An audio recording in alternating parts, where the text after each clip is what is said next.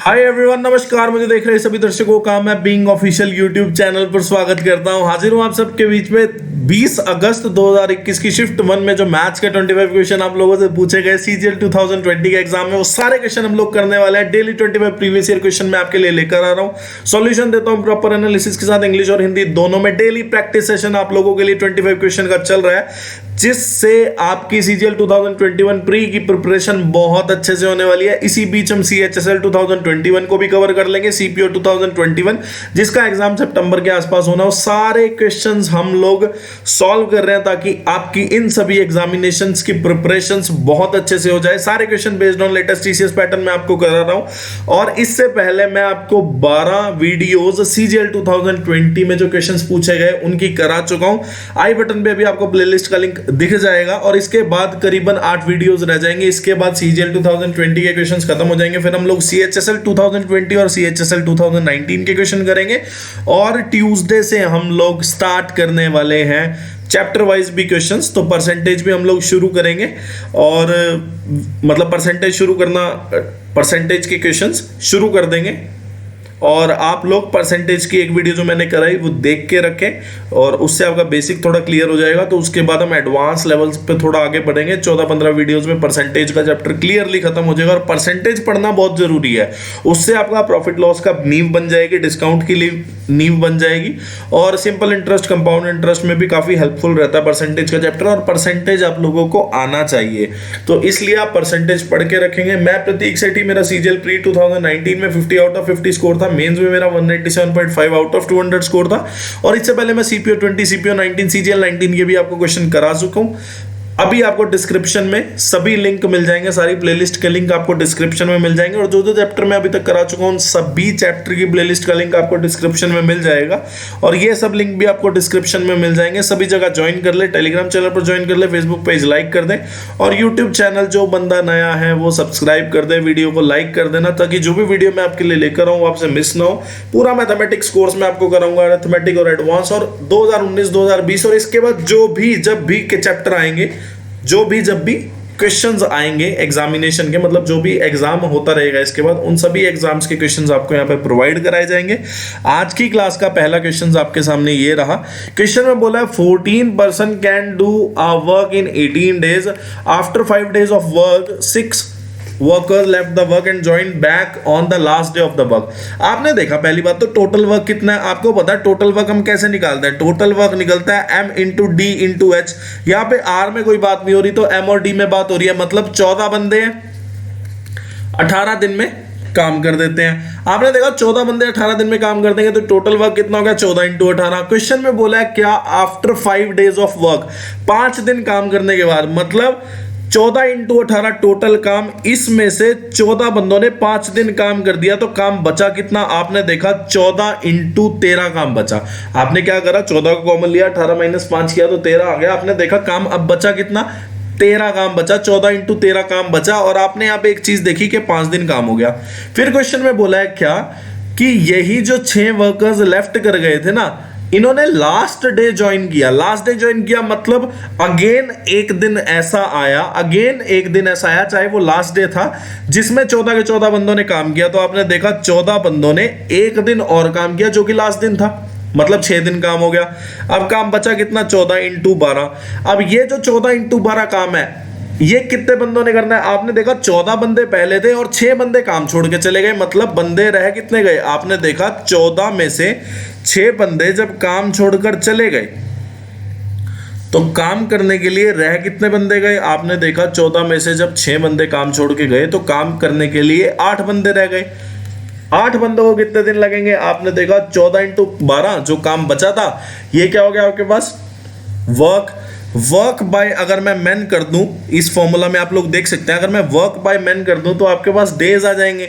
तो आपने यहां से देखा, ये गया 2 पे, ये गया 3 पे, और ये गया 7 पे, तो दे 21 दिन लगे। मतलब अगर 8 बंदे 14 इंटू 12 जो काम हमारा बच गया था, 14 इंटू 12 जो हमारा काम बच गया था, 8 बंदों ने उन काम को कितने दिन में किया? आपने देखा 21 दिन में किया। 5 दिन पहले काम हुआ था, आफ्टर 5 days ऑफ वर्क, 5 दिन पहले, लास्ट दिन 1 दिन हो गया, और 21 दिन और लगे। तो आपने देखा टोटल कितने दिनों में काम निपटा? 27 days में। नेक्स्ट क्वेश्चन आप सबके सामने ये रहा। क्वेश्चन में बोला है an article is marked above 27% above it's cost price. आपने क्या किया, कॉस्ट प्राइस जो है 100 मान लिया। आपने क्या किया, कॉस्ट प्राइस जो है 100 लेट कर लिया। आपने देखा मार्क प्राइस कितना हो गया, मार्क प्राइस हो गया 127 हो गया। क्वेश्चन में बोला है कि 27% ज्यादा है कॉस्ट प्राइस से क्या, मार्क प्राइस। आपको पता 100% तो खुद में वैल्यू आ जाएगी कॉस्ट प्राइस की। 100 इंटू 100% कितना हो जाएगा आपके पास, 100 आ जाएगा। तो 27% ज्यादा मतलब 100 में 27 ऐड करके बटे 100 कर दिया, तो 100 इंटू 127/100 कितना हो गया आपके पास, 127। तो मार्क प्राइस आपके पास कितना आ गया, 127। क्वेश्चन में बोला X% डिस्काउंट अलाउ करा मार्क प्राइस में और प्रॉफिट हुआ इतने का। आपने देखा कि अगर प्रॉफिट हुआ कितने का, प्रॉफिट हुआ 6.68% का, तो यहां पे आपका सेलिंग प्राइस कितना आ गया, सबको पता चल गया होगा। यहां पे सेलिंग प्राइस जो आएगा वो कितना आ जाएगा, 106.68। क्यों, क्योंकि आपने देखा प्रॉफिट की वैल्यू कितनी हो जाएगी, आपने देखा कॉस्ट प्राइस जो है इस पे प्रॉफिट निकाला आपने 6.68%, तो आपने देखा प्रॉफिट जो है कितना आ गया, प्रॉफिट आपके पास आ गया 6.68 रुपीज। कॉस्ट प्राइस में आपने प्रॉफिट ऐड किया तो आपके पास सेलिंग प्राइस आ गया। या फिर ऐसा भी बोल सकते हैं कि कॉस्ट प्राइस से 6.68% ज्यादा में बेच दिया तो सेलिंग प्राइस की वैल्यू आपके पास कितनी आ गई, 106.68। अब आपको पूछा है what is the value of x, discount बताना है कितना। एक तरीका तो आपके पास ये है क्या कि आप डिस्काउंट की वैल्यू निकाल लो। डिस्काउंट कैसे आएगा, mark price minus selling price. Mark price minus selling price आपने करा तो आपके पास कितना आ गया, 20.32।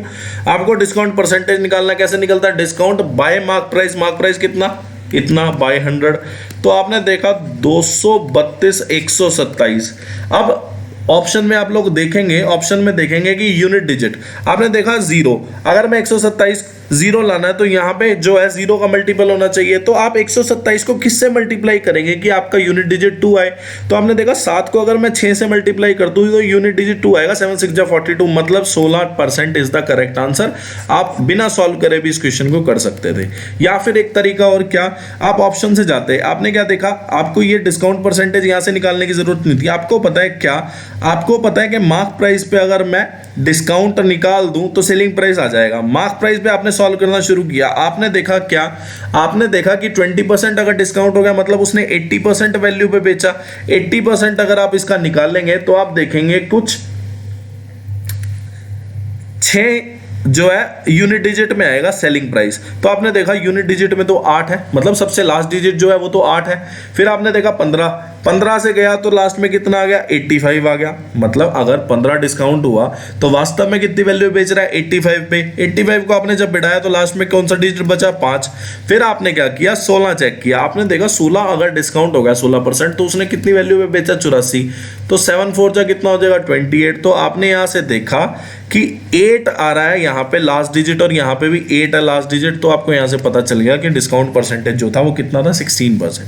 अब ये वाला क्वेश्चन है, क्वेश्चन में बहुत बार आपको करा चुका हूं। आपने देखा A रेशो B कितना है, 2 नंबर का रेशो दिया है कितना, 5:8। अब बोला है 5 जो है ऐड करा A और B दोनों में, रेशो जो है कितना बन गया, 2:3। अब आपने देखा दोनों में ना कांस्टेंट एक ही टर्म ऐड हुई है। A में भी कितना ऐड हुआ, 5, B में भी 5, पर रेशो के हिसाब से दोनों अलग है। आपने देखा 8 और 3 का डिफरेंस 5, 5 और 2 का डिफरेंस कितना, 3। मतलब अब आपको सबसे पहले इक्वल बनाना है। इक्वल कैसे बनाएंगे, आपने देखा 2 और 3 का डिफरेंस 1, 5 और 8 का डिफरेंस 3। ऊपर जो है इस वाले 1 से मल्टीप्लाई कर दो और नीचे जो है ऊपर वाले 3 से मल्टीप्लाई कर दो। आपने देखा 5:8, नीचे हो गया 6:9। अब आपने देखा कि 5 और 6 का गैप कितना, 1, 8 और 9 का कितना, 1। मतलब सिमिलर गैप आ गया आपके पास, 5 और 6 का 1, 8 और 9 का 1। और सिमिलर ही आपके पास टर्म ऐड हुई है कितनी, 5। आपने देखा 8 से लेके 9 डिफरेंस कितना, 1। और आपको पता है 8 में 1 ऐड किया हमने, 9 आ गया। और वास्तव में हमने कितना ऐड किया था, 5। तो 1 की वैल्यू 5 आ गई। आपसे पूछा गया what is the difference between A and B।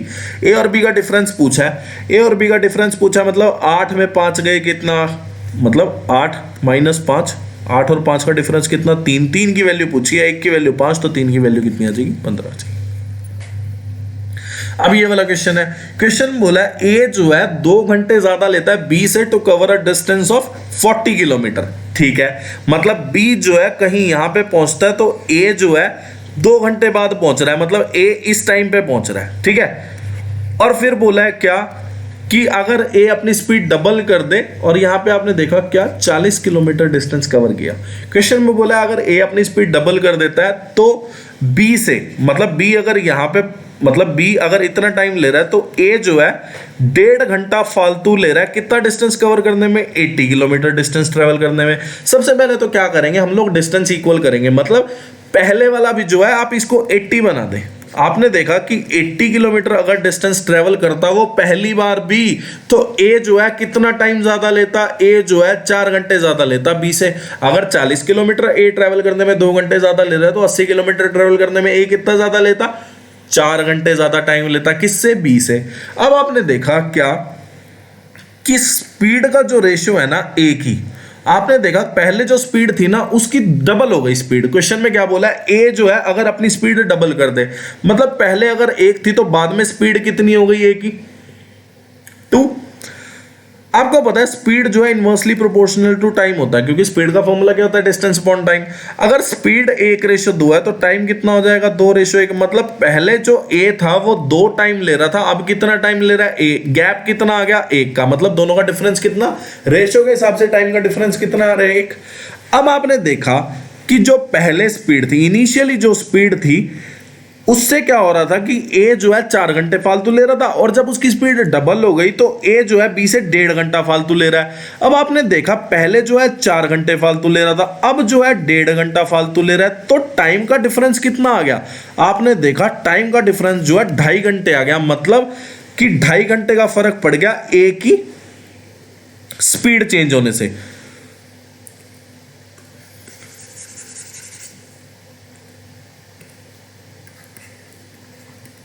देखो दोबारा समझो, मान लीजिए पहले जो केस था उसमें क्या था कि बी अगर यहां पे पहुंच रहा है तो ए को जो पहुंचने में है ना 4 घंटे फालतू लग रहे हैं, ठीक है।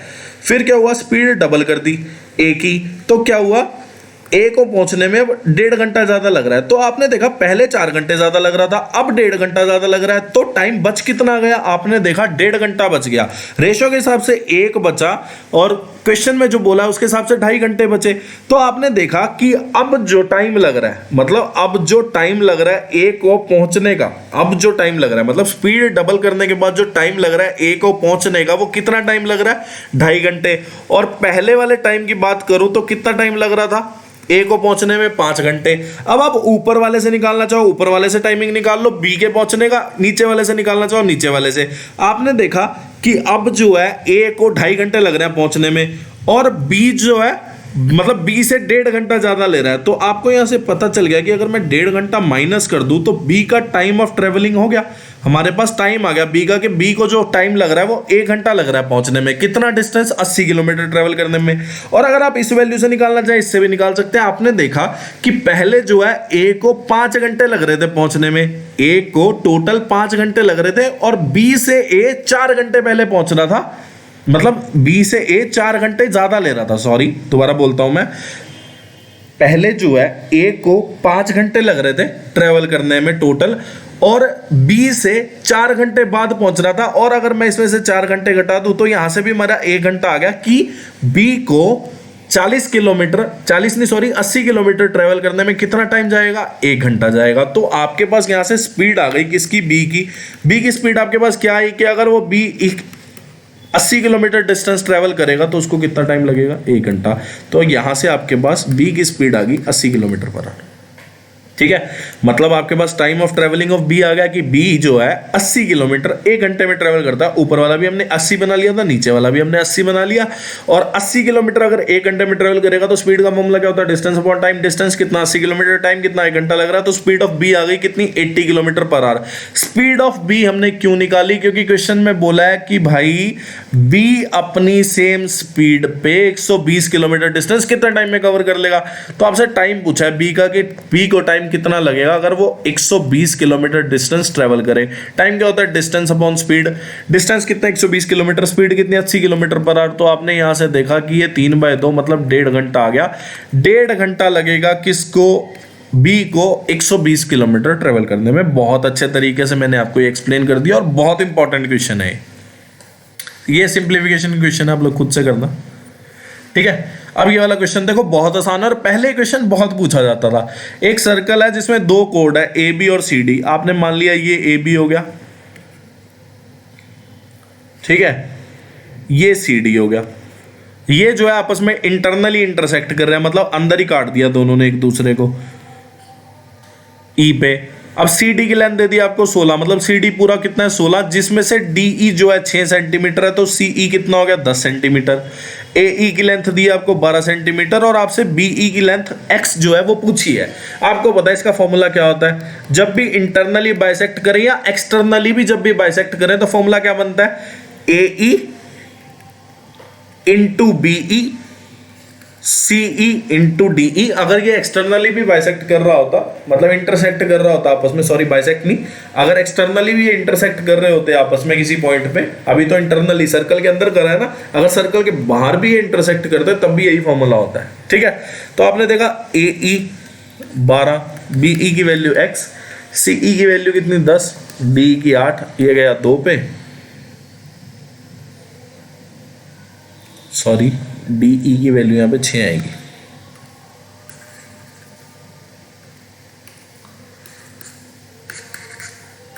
तो x की वैल्यू यहां पे आपके पास 5 आ चुकी है। आसान क्वेश्चन है।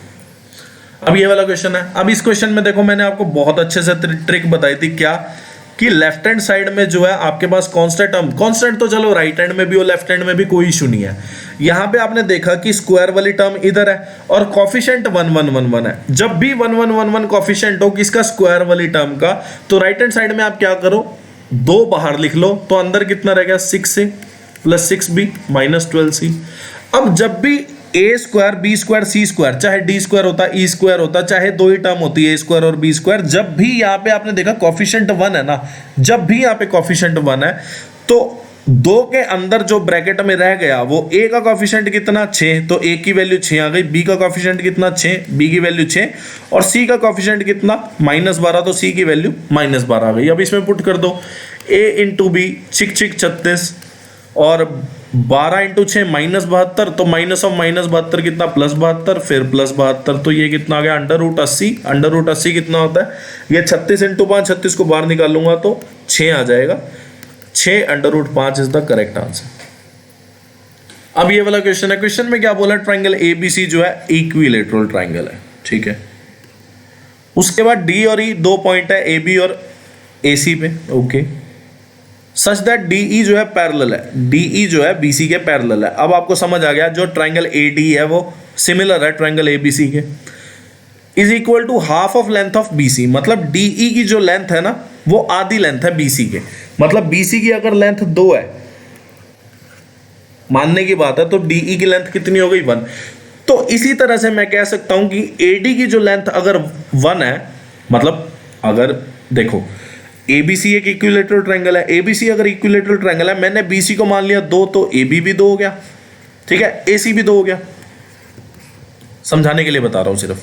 ठीक है, अगर एसी 2, एबी 2, बीसी 2, तो आपने देखा डीई की लेंथ कितनी हो जाएगी, हाफ ऑफ बीसी, मतलब डीई की लेंथ 1 आ गई।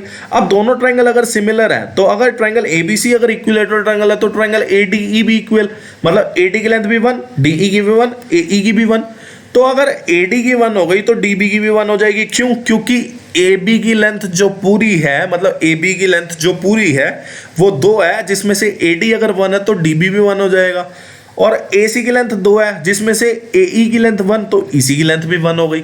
ठीक है, और अब आपको बोला है क्या, AD plus CE plus BC, AD की लेंथ कितनी 1, CE कितनी 1, BC कितनी 2, इसकी वैल्यू आपको दी हुई है कितनी 30 सेंटीमीटर। आपको बोला है पैरामीटर ऑफ क्वाड्रिलेटरल BCED, मतलब ये जो क्वाड्रिलेटरल बना हुआ है इसका आपको पैरामीटर बताना है। पैरामीटर की वैल्यू कितनी आपने देखा, 4 की वैल्यू आपको कितनी दे दी 30 सेंटीमीटर, 1 की वैल्यू कितनी आ जाएगी, 1 की वैल्यू होगी 15/2 7.5। आपसे पूछे कितने की वैल्यू, आपसे पूछा है BCED का पैरामीटर बताएं। पैरामीटर में आपको क्या ऐड करना पड़ेगा, BC plus CE plus ED plus BD, इसकी वैल्यू कितनी है आपने देखा, BC की 2 1 3 4 5 की वैल्यू बतानी है, तो 7.5 इंटू 5 हो जाएगा 37.5 सेंटीमीटर। आसान क्वेश्चन है। अब ये वाला क्वेश्चन देखो बहुत कर दिया है क्वेश्चन, आपको पता है tan 45 की वैल्यू 1। अब cot 50 जो होता है वो कितना होता है tan 40, tan 40 जो होगा वो कितना हो जाएगा 1/cot 40। ठीक है। इसी तरह tan 55 जो है वो कितना हो जाएगा cot 35, और cot 35 कितना हो जाएगा 1/tan 35। तो ये सारा कट गया यहाँ से, ठीक है। और आपको पता है क्या, tan 35 इंटू tan 55 जो है 1 होता है। क्यों? क्योंकि 35 और 55 को जोड़ के कितना बनता है 90। मतलब ये प्रॉपर्टी होती है क्या, tan a into tan b equal to 1, और बोल सकते हैं क्या cot a cot b equal to 1, और sin a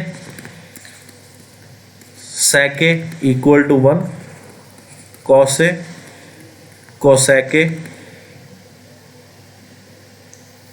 एक मिनट यहाँ पे b आएगा,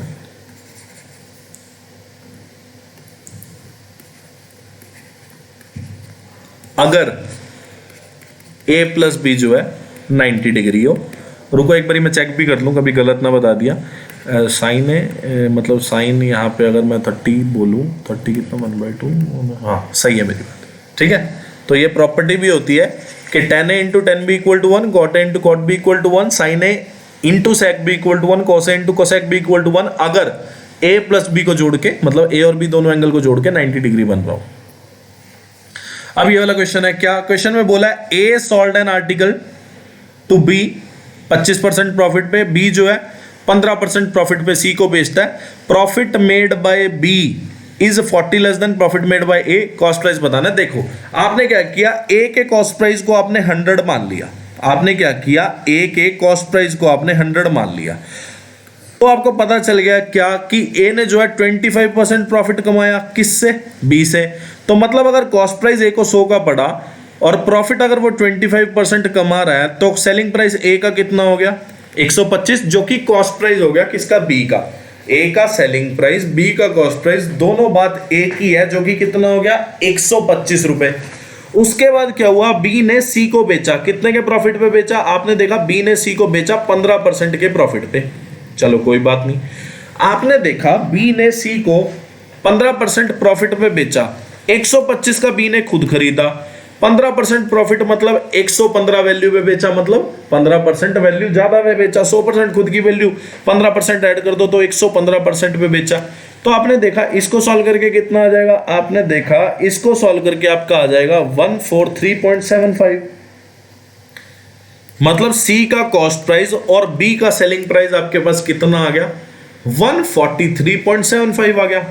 अब क्वेश्चन में बोला profit made by B is 40 less than profit made by A. आपने देखा ए ने कितना प्रॉफिट कमाया, आपने देखा ए ने जो है ना प्रॉफिट कमाया 25 रुपए का, बी ने जो है कितना प्रॉफिट कमाया, आपने देखा बी का सेलिंग प्राइस माइनस बी का कॉस्ट प्राइस, मतलब बी ने 125 में खरीदा और 143.75 में बेचा, तो बी का प्रॉफिट कितना हो गया, आपने देखा बी का प्रॉफिट हो गया 18.75। ए का कॉस्ट प्राइस 25, ए का कॉस्ट प्राइस 100, सेलिंग प्राइस 125, तो ए का प्रॉफिट कितना 25, बी का प्रॉफिट कितना आ गया 18.75। अब आपको क्वेश्चन में जो डिफरेंस दिया है दोनों के प्रॉफिट का, वो कितना दिया है 40।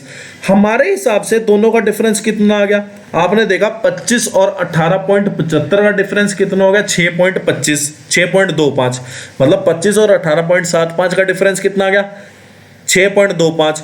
अब इन दोनों का प्रॉफिट का डिफरेंस हमारे हिसाब से ये आया, पर क्वेश्चन में कितना दिया इतना। हमारे हिसाब से क्यों आया, क्योंकि हमने अपनी वैल्यू लेट करके चल रहे हैं कि 100 हमने कॉस्ट प्राइस मान लिया ए का, तो सेलिंग प्राइस ए का कितना आ गया 125, जो कि बी का कॉस्ट प्राइस हो गया, और बी का सेलिंग प्राइस कितना आ गया 143.75, जो कि सी का कॉस्ट प्राइस हो गया।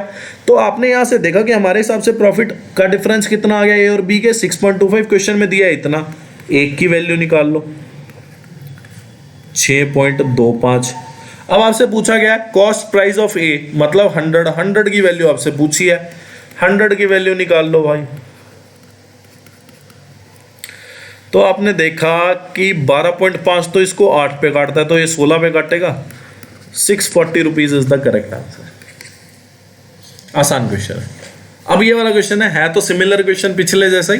देखो क्वेश्चन में बोला है क्या, ए का जो वेट है वो 20% मोर देन बी का वेट, और बी का जो वेट था, मतलब weight of A is 20% more than weight of B, और बी के बारे में बात बोली है कि जिसका वेट, मतलब बी का वेट जो है 30% मोर देन वेट ऑफ सी। तो आपने क्या किया, वेट ऑफ सी 100 किलो मान लिया, 100 मान लिया आपने वेट ऑफ सी। तो आपने देखा वेट ऑफ बी कितना आ गया, 30% ज्यादा है इससे, तो आपने देखा 130 आ गया। मतलब वेट ऑफ बी जो है 30% ज्यादा है वेट ऑफ सी से, तो 130 आ गया। अब वेट ऑफ ए जो कि वेट ऑफ बी से कितना ज्यादा है, 20%, तो 100 + 20/100।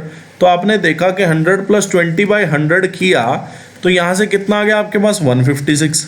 तो आपने देखा ए का वेट कितना आ गया, 156। क्वेश्चन बोला by how much percent of weight of A is more than weight of C. तो आपने देखा वेट ऑफ ए कितना ज्यादा है वेट ऑफ सी से, तो आपने देखा 156 में से 100 घटाऊं 56, किस पे पूछा है, वेट ऑफ सी पे, तो 56% ज्यादा है। अब ये वाला क्वेश्चन बहुत इंपॉर्टेंट और बहुत अच्छा क्वेश्चन है, हल्का सा लेंथी लगेगा पर ये लेंथी है नहीं क्वेश्चन, ठीक है। इसमें सिर्फ स्टेप इंक्लूड करने हैं हमें। देखो आपने देखा क्वेश्चन बोला है सर्टेन अमाउंट जो है वो इतनी बन गई, मतलब अमाउंट जो है after 3 years, amount after 3 years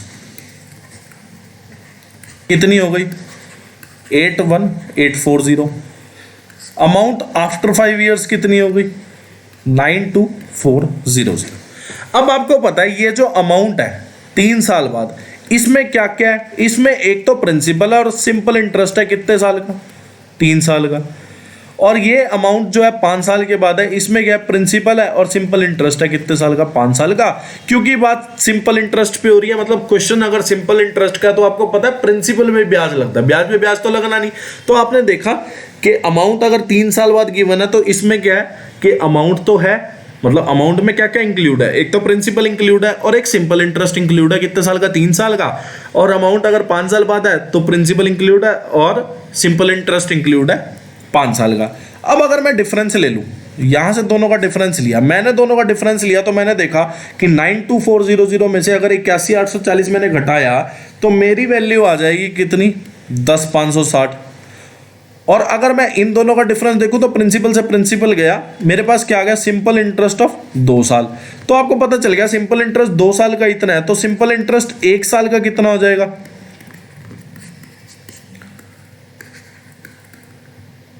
5280।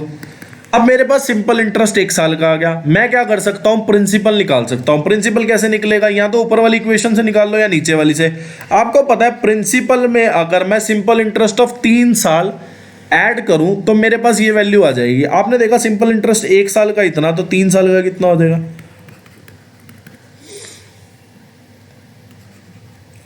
यहां पे कितना आ जाएगा, अमाउंट आ गया। तो आपने देखा यहां से प्रिंसिपल की वैल्यू आपके पास कितनी आ गई, 81840 में से ये कितना हो जाएगा, ये हो जाएगा 24 2 15, तो 15840 आ जाएगा यहां से।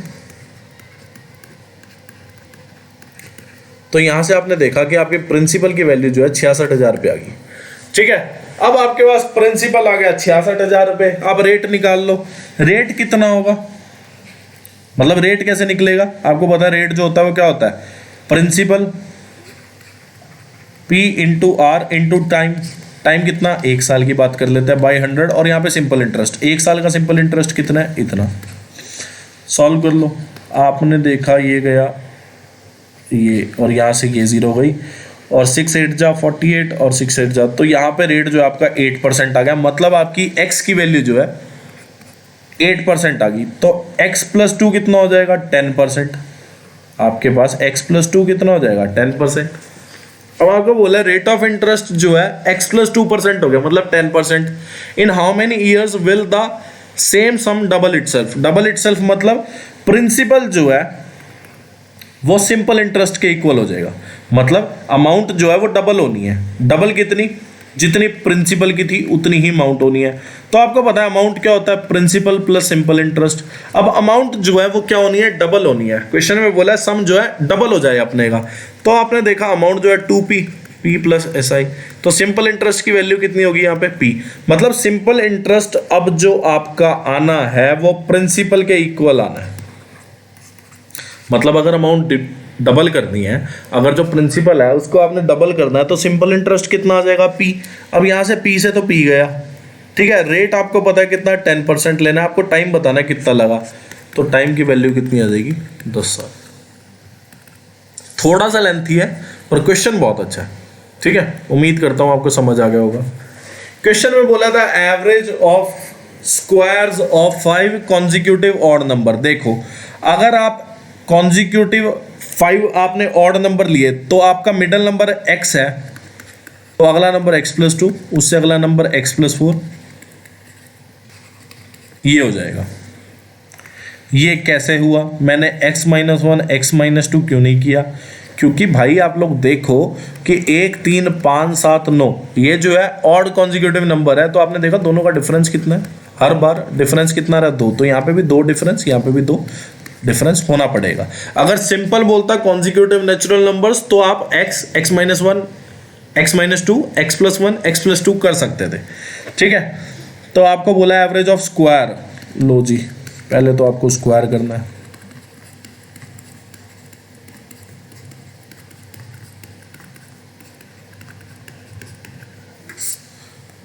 नंबर कितने हैं? 5।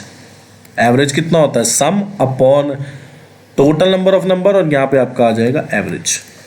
ठीक है, अब फायदा क्या हुआ? मतलब मैं ये भी तो ले सकता था ना, x, x+2, x+4, x+6, x+8। अब ये नंबर लेने का हमारा फायदा क्या हुआ? हमने अगर नंबर ऐसे लिए x-4, x-2, x+2, x+4, इससे क्या होगा? क्वाड्रेटिक नहीं बनेगा आपका। देखो कैसे, आपने देखा पहले आया x² + 16 - 8x, फिर आया x² + 4 - 4x, फिर आया x², फिर आया x² + 4 + 4x, फिर आया x² + 16 + 8x, और यहाँ पे कितना आ गया? 233 × 5, जिसको मैं कितना बोल सकता हूँ? 1165। अब आपने देखा ये कट गया, जो x की टर्म थी वो सारी की सारी कट जाएगी। अगर मैं ले लेता x, x+2, x+4, x+6, x+8, तो क्या होता है? यहाँ पे आपकी x की टर्म जो है कटती ना, बल्कि क्वाड्रेटिक इक्वेशन बन जाती, फिर उसको सॉल्व करना थोड़ा मुश्किल है।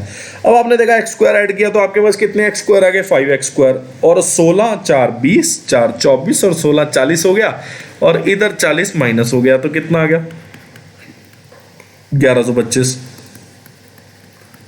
x की वैल्यू कितनी आ गई? 15। मतलब नंबर जो थे वो क्या क्या थे? 15, x+2, x+4, x-2, x-4। Value कितनी आ गई? अब क्वेश्चन में बोला है what is the average of largest number. Largest और स्मॉलेस्ट नंबर का आपसे एवरेज पूछा है, तो इसकी वैल्यू जो है मिडल नंबर होगी, मतलब 15 आ जाएगा। अगर आप पांचों का एवरेज करो तब भी एवरेज जो है मिडल नंबर आएगा। अगर आप पहले और लास्ट का करो तब भी एवरेज मिडल नंबर आएगा। अगर आप पहले 2 और लास्ट के 2 का एवरेज करोगे तब भी मिडल नंबर आएगा। अगर आप पहले से दूसरा, लास्ट से दूसरे का अगर आप एवरेज करोगे तब भी आपका मिडल नंबर एवरेज आएगा, और जिसकी वैल्यू 15 हो जाएगी। क्वेश्चन बोला इन ट्रायंगल एबीसी, एक ट्रायंगल है एबीसी जिसमें जो है डीई जो है पैरेलल टू एसी, मतलब एसी में ऐसे लिख देता हूँ, बी यहाँ पे लिख देता हूँ, और एबी पे पॉइंट है डी, और ई पॉइंट है बीसी पे, तो डीई जो है वो पैरेलल हो गई किसके? एसी के। चलो ठीक है।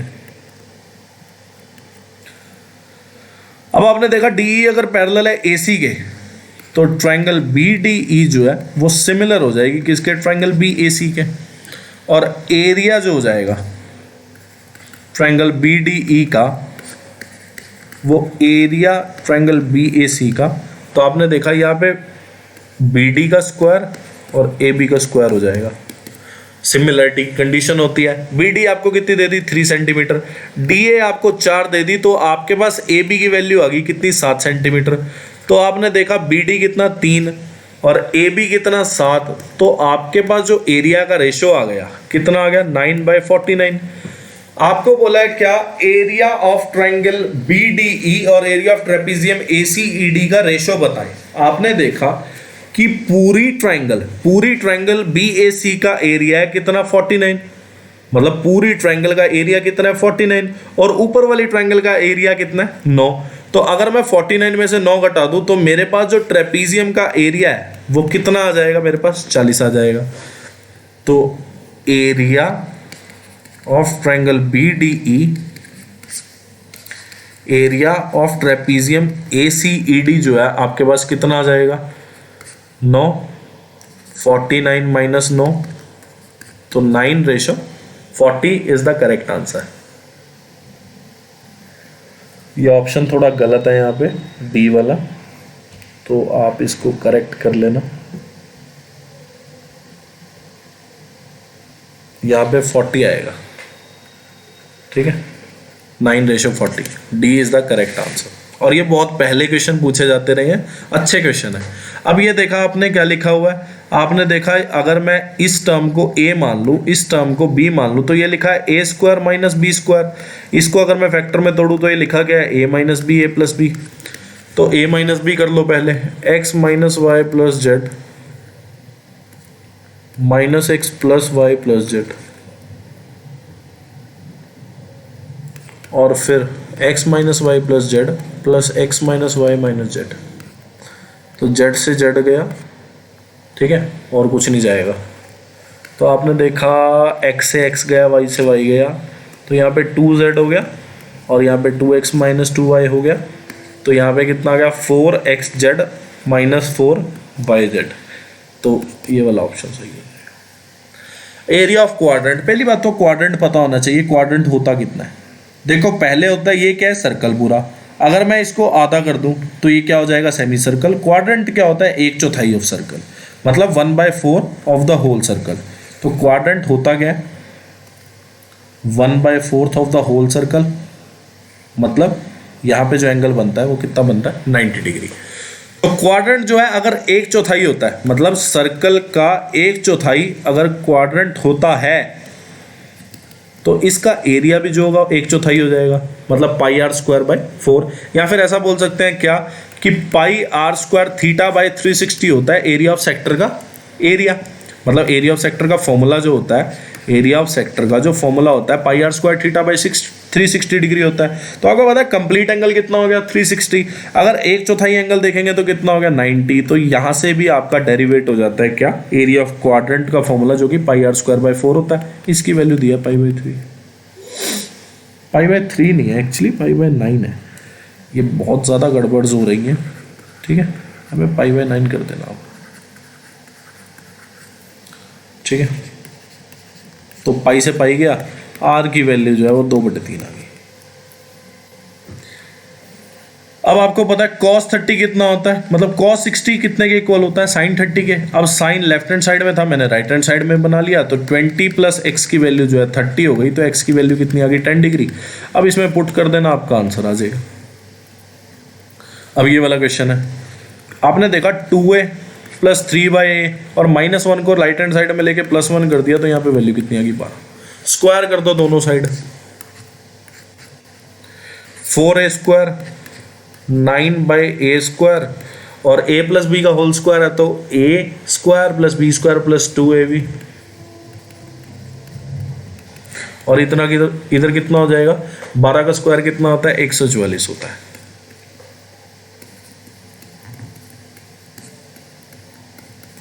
तीन दूनी 6 दूनी 12, और 144 माइनस 12 कितना हो जाएगा, 132।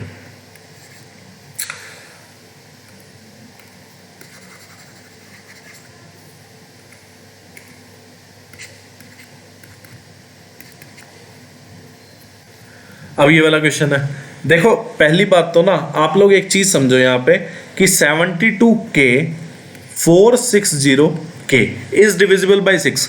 6 जो है इसके फैक्टर क्या होते हैं, 3 और 2। अब आप यहां से देखकर एक बात समझे क्या, कि नंबर जो है ये 72k 460k, ये एक तो 3 में जाए, मतलब sum of digit of a number is divisible by 3, मतलब इसके नंबरों का डिजिट जो है, इन नंबरों के डिजिट जो है, इसको जोड़ के ये 3 से जाना चाहिए।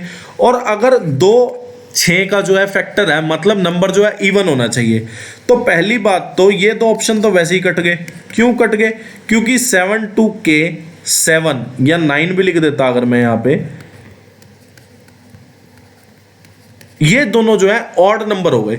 ऑड नंबर है तो वैसे ही 6 पे नहीं जाएंगे। क्यों, क्योंकि 6 का जो फैक्टर होता है 2 होता है, मतलब 6 पे अगर किसी नंबर को जाना है, अगर 6 से किसी नंबर को डिविजिबल होना है, तो पहली बात तो वो नंबर जो है आपका क्या होना चाहिए, इवन नंबर होना चाहिए। अब रहेगी 2 में बात, तो आप सम कर लो। सम ऑफ डिजिट आपने किया, 7 और 2 9, 6 और 4 10। तो आपने देखा 19 प्लस 2 सॉरी 19 प्लस 2 के आ गया, तो आप 19 प्लस 2 के लिखो, के की वैल्यू 4 पुट कर लो पहले तो।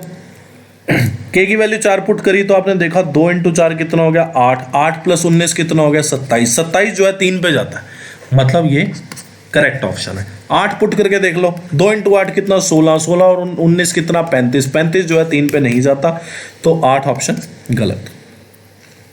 अब ये वाला क्वेश्चन है, देखो इस क्वेश्चन में ना बहुत ज़्यादा संशय है मुझे, क्योंकि इस क्वेश्चन को सॉल्व करने के 2 तरीके थे, दोनों से अलग अलग आंसर आता है, ठीक है।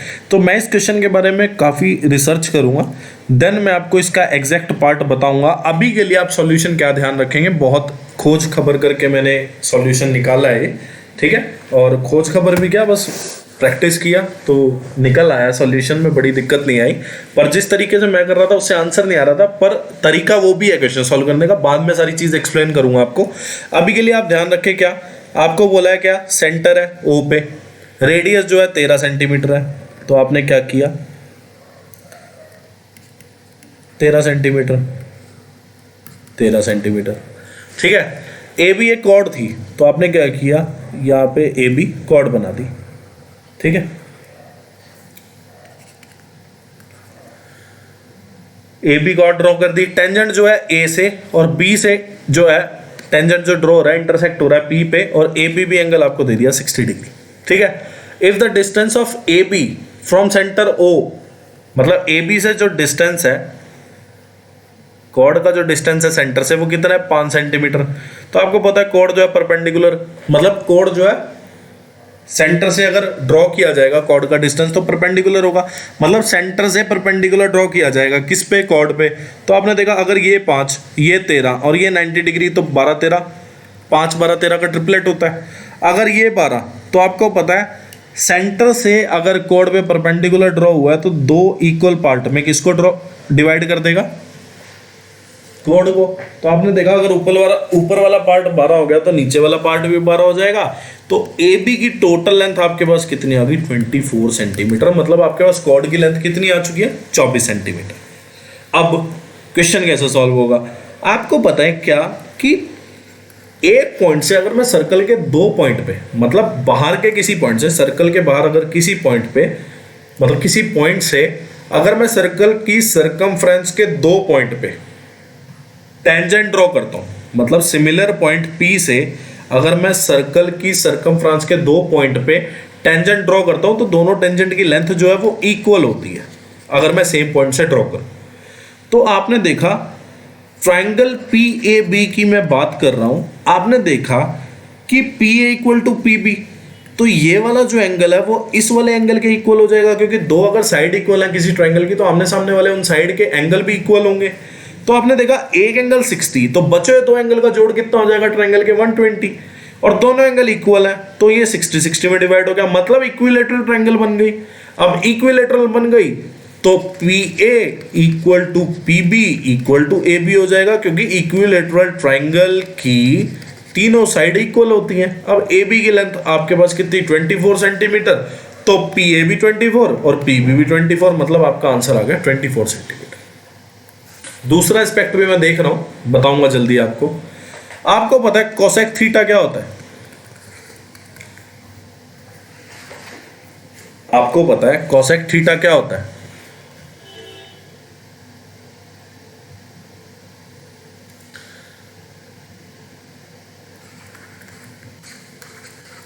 सेक 90 माइनस थीटा, ठीक है। कोसेक थीटा जो होता है सेक 90 माइनस थीटा, तो मैं यहाँ पे लिख सकता हूँ क्या, sec 5 alpha minus 15 degree equal to sec 90 minus 15 minus 2 alpha. तो 5 अल्फा माइनस 15 और ये 90 माइनस 15 प्लस 2 अल्फा हो गया। 3 अल्फा की वैल्यू कितनी हो गई 90 डिग्री, तो अल्फा की वैल्यू कितनी होगी 30 डिग्री। पुट कर देना इसमें, आपका आंसर आ जाएगा। बच्चों वाले क्वेश्चन है। क्वेश्चन बोला what is the ratio of the total number of person earning less than 200 to the number of person earning 300 और ज्यादा, ठीक है। आपने देखा 200 से कम कमाने वाले कितने बंदे, आपने देखा 200 से कम कमाने वाले कितने बंदे हैं 12। फिर आपको बोला है कि नंबर ऑफ पर्सन अर्निंग 300 और 300 से ज़्यादा। आपने देखा 300 से ज़्यादा कितना कमा सकता है बंदा, 400। अब 400 से कम कमाने वाले कितने बंदे हैं, 50। और आपने देखा 300 से कम कमाने वाले कितने हैं, 34। तो आपने 50 में से 34 घटाया तो आपके पास 16 आ गया। 16 जो है आपके पास किसकी वैल्यू आ चुकी है, ये वो बंदे हैं, ये वो 16 बंदे हैं, ये वो 16 बंदे हैं जो 300 से ज़्यादा कमा रहे हैं। ठीक है, तो 3:4 आ जाएगा। देखो आपने यहाँ से देखा क्या कि 400 से कम कितने बंदे कमा रहे हैं, 50। तो आपने घटा दिया उसमें से क्या, 300 से कम कितने कमा रहे हैं। तो आपने देखा 400 से कम कमा रहे थे कितने, 50। उसमें से मैंने घटा दिया 300 से कम कितने कमा रहे, 34। तो मेरे पास वो बंदे आ गए तो 300 से 400 के बीच में रुपए कमा रहे हैं। तो आपसे पूछा गया 300 से ज़्यादा कमा रहे हैं जो, वो कितने हो गए, 16। क्वेश्चन बोला है number of students studying computer science in the institute A and C. Computer science A और सी में ये कितना आ गया, 108। Is what percentage of the number of students studying arts in the institute B and D. ये कितना percent है, तो ये जो है भैया ये कितना परसेंट है, 120% आंसर आ जाएगा। ठीक है, उम्मीद करता हूं आप लोगों को समझ आ गया होगा। Next question. क्वेश्चन बोला for which organization difference between number of males and average, यहाँ पे पढ़ना मत भूलना, average number of females of all the organization is minimum. पहली बात तो अब एवरेज नंबर ऑफ फीमेल्स निकाल लो। फीमेल जो है वो ये है, तो आपने देखा 300, 275, 250, 200, 125। तो आपने देखा 275 और 125 कितना हो गया, 400 में 200 जोड़े 600 में 300 जोड़े 900, 1150। कितने ऑर्गेनाइजेशन है, 5। तो एवरेज कितना आ गया आपका, 230। मतलब average number of females of all the organization कितनी है, 230। अब मिनिमम बताना है आपको कि डिफरेंस जो है मिनिमम होना चाहिए। आपने देखा मेल कितना 250 और ये कितना 230, डिफरेंस कितना आ गया, 20। चलो आपने देखा ये कितना 225, डिफरेंस कितना आ गया, 5। 225 और 230 के बीच का डिफरेंस 5। आपने देखा ये तो ज़्यादा ही हो गया डिफरेंस। और ये कितना, ये 250 से ज़्यादा, तो ये वैसे ज़्यादा हो गया। और ये कितना 150 और 230 का डिफरेंस कितना, 80। मतलब ये जो डिफरेंस है ये मिनिमम है। तो 5 डिफरेंस आया कहाँ पे था, ऑर्गेनाइजेशन बी में। तो organisation B is the correct answer. Question बोला what is the ratio of the number of employ whose daily wages are ₹200 से ज्यादा बट 400 से कम to the number of employ और डेली वेजेस आर 400 से ज्यादा और 600 से कम। In a factory there are 39 workers हैं जो 5 कैटेगरी में on the basis of range value in a multiple of 100। मतलब ये जो डेली वेजेस है ये मल्टीपल ऑफ 100 में है। मतलब ये 2 जो लिखा है ये 100 का मल्टीपल है। मतलब ये 200 है, ये 300 है, ये 400 है, ये 500 है, 600 है, 700 है। ओके, इसके बाद हिस्टोग्राम है। ओके, तो बोला है क्या 200 से ज़्यादा 400 से कम। तो आपने देखा 200 से ज़्यादा 400 से कम कितने हैं, 14। तो एक ही ऑप्शन है। 14 से 23 तो बन नहीं सकता रेशो, 14 से 23 नहीं बन सकता, 14 से 41 नहीं जा सकता। तो 14:23 इज द करेक्ट आंसर। और 400 से 600, मतलब मैं कहना चाह रहा था कि ये 14 है। अब इसको काट पीट के आप 41 या 23 तो नहीं बना सकते ना। तो एक ही ऑप्शन है जो करेक्ट है। तो आज की वीडियो में इतना ही। वीडियो को लाइक कर देना आप लोग नहीं करते हो, चैनल को सब्सक्राइब कर देना, शेयर कर देना फ्रेंड रिलेटिव नो जो भी तैयारी कर रहा हो, कमेंट कर देना। और कल से 2-2 वीडियो आएंगी, ठीक है। कल से 2-2 वीडियो आएंगे, हम 10 फरवरी तक इसको ख़त्म करेंगे। और 2-2 वीडियो आएंगी तो टाइमिंग कुछ ऐसा होगा, एक वीडियो 3 बजे आएगी, एक वीडियो 7:30 आएगी, ठीक है। फॉलो कर लेना and thanks for watching this video. आप लोग खुश रहें, तैयारी करते रहे। Thank you.